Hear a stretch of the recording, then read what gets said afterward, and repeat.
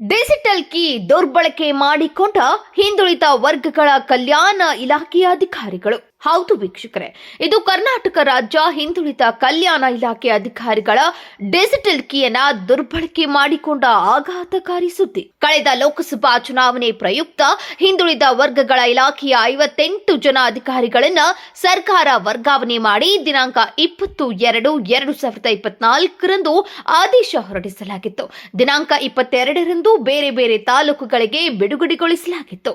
ವರ್ಗಾವಣೆಗೊಂಡ ಎಲ್ಲಾ ತಾಲೂಕು ಅಧಿಕಾರಿಗಳು ಬಿಡುಗಡೆಗೊಂಡರೂ ತಮ್ಮ ಡಿಜಿಟಲ್ ಕೀ ಬಳಸಿಕೊಂಡ ಬಗ್ಗೆ ಮಾಹಿತಿ ಲಭ್ಯವಾಗಿದೆ. ಲಕ್ಷಾಂತರ ಹಣ ಡಿಜಿಟಲ್ ಕೀ ಬಳಸಿಕೊಂಡು ತೆಗೆದಿರ್ತಾರೆಂದು ಆರೋಪ.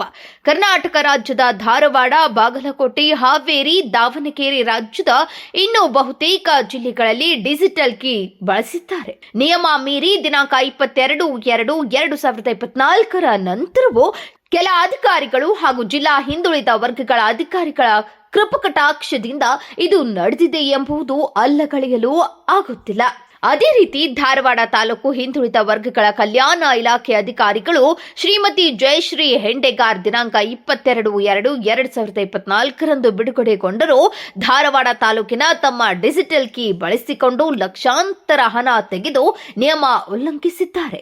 ಇವರ ಮೇಲೆ ಇದರ ಕುರಿತು ಇಲಾಖೆ ಆಯುಕ್ತರಾದಂತಹ ಕೆಎ ದಯಾನಂದ್ ಹಾಗೂ ಇಲಾಖೆ ಕಾರ್ಯದರ್ಶಿಯಾದಂತಹ ಸತ್ಯವತಿ ಇವರು ಕ್ರಮ ಕೈಗೊಳ್ಳುತ್ತಾರಾ ಇಲ್ಲವೋ ಎನ್ನುವುದನ್ನ ಕಾದು ನೋಡಬೇಕಾಗಿದೆ.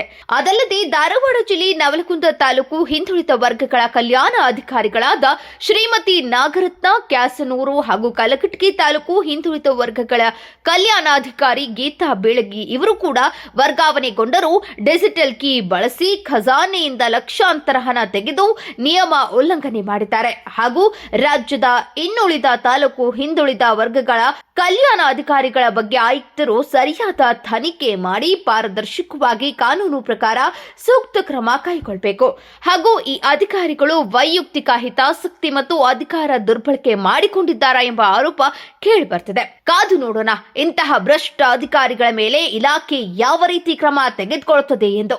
ಮುಂದಿನ ಸಂಚಿಕೆಯಲ್ಲಿ ಮತ್ತೊಬ್ಬ ಅರಣ್ಯ ಇಲಾಖೆ ಆರ್ಎಫ್ಒ ಭ್ರಷ್ಟ ಅಧಿಕಾರಿ ಮುಖವಾಡವನ್ನ ಬಯಲು ಮಾಡಲಿದೆ ಕೆಬಿಎ ನ್ಯೂಸ್. ಇದು ಕೋಟಿ ಭಾರತೀಯರ ಆಶಯ.